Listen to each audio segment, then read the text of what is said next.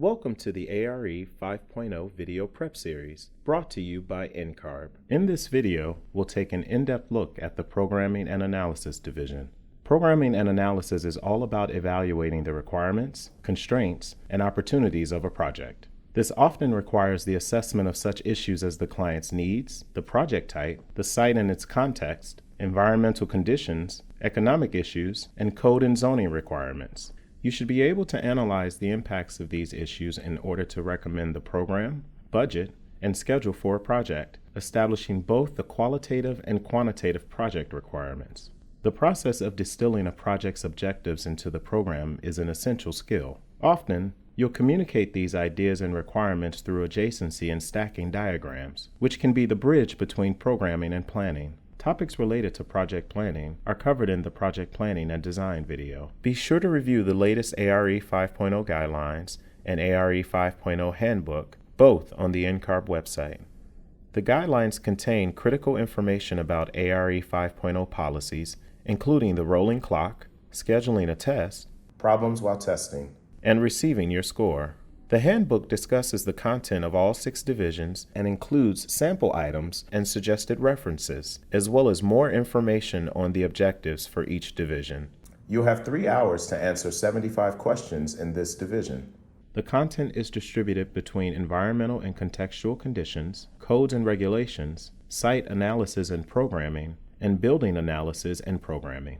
In the Environmental and Contextual Conditions section, you'll evaluate a project site and identify both the opportunities and constraints that may impact future development. Let's look at a sample question. A Parks and Recreation Society has approached an architect to construct a picnic pavilion, restroom facility, and recreational volleyball courts on a riverfront property. The client has requested the development of the site be environmentally responsive and cost-effective. Click on the area of the site plan where the architect should recommend the development be located. The architect should recommend the southeastern region. The Site Planning and Design Handbook discusses site analysis, sustainability, and development principles that can be directly applied to the evaluation of this riverfront property. The southeastern area is relatively flat, limiting the amount of construction dollars dedicated to excavation and related site work. It is also located outside of the defined floodplain, reducing the potential risk of water damage to the buildings and recreational courts over time.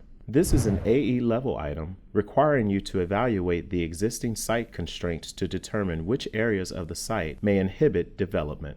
You must also determine which areas of the site present design opportunities that fulfill the client's requirements. In the Codes and Regulations section, you'll look at the codes and regulations appropriate to the initial analysis and programming phase of a project. Let's look at a sample question. An architect has been selected to complete a major interior and exterior renovation of all areas within a 3-story library building. The building was constructed in the early 1980s. During the programming phase of the project, which of the following should the architect recommend to the client regarding accessibility? Only the public spaces need to be made accessible. Only the primary function spaces need to be made accessible. All areas of the library should be made accessible. Since this is a renovation of an existing building, accessibility upgrades are not required.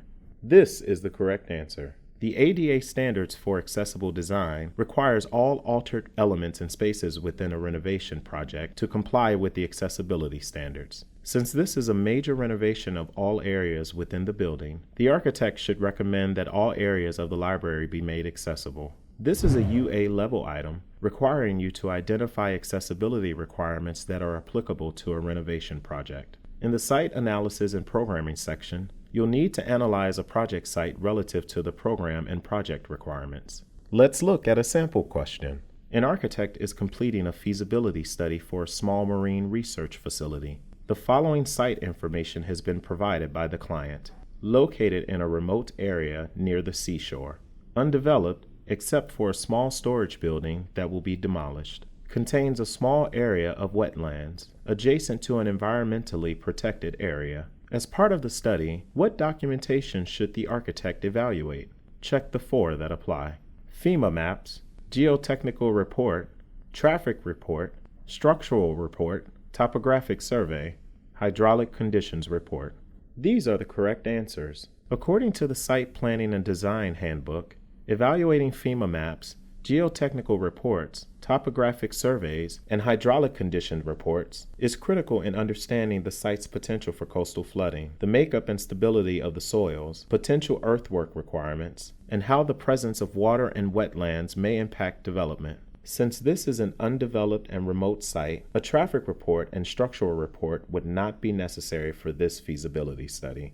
This is an AE level item, requiring you to analyze the site information provided and determine what documentation should be evaluated to assess the feasibility of the project.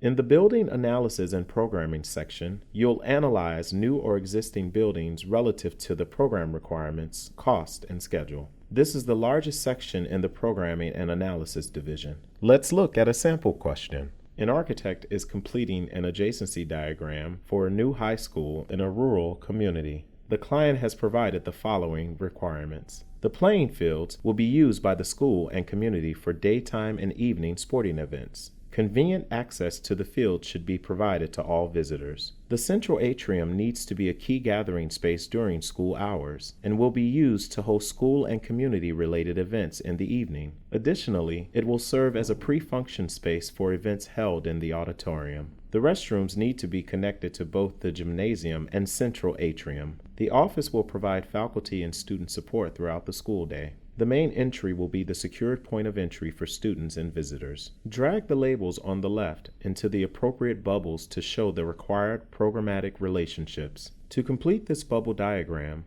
you'll need to understand the spatial relationships of the high school as they relate to the program and the client's requirements. The playing fields require convenient access for both daytime and evening activities, making the best location within close proximity to the school as well as the parking area. The central atrium should be located central to the major program spaces, with a connection to the main entry for secured access for evening events. Since the central atrium is also a pre-function space for the auditorium, the spaces should be directly connected. The restrooms have a direct connection between the gymnasium and central atrium, while also being in close proximity to the auditorium for use during performances and events. The classroom's proximity to the office provides convenient access for faculty and student support throughout the school day. This is an AE level item requiring the analysis of horizontal functional relationships as they relate to the building program and client requirements. Ready to get started? Refer to the ARE handbook for a list of reference materials most often used to develop the questions included in this division. This is not an exhaustive list of all possible references, but a suggestion for further reading. And remember, lots of people are studying for the ARE right now, so join the conversation. You can stay on top of the latest news and connect with NCARB and your colleagues with these sites. Be sure to check out our ARE community created just for ARE 5.0 and take a look at our other ARE 5.0 division videos. Thanks for watching.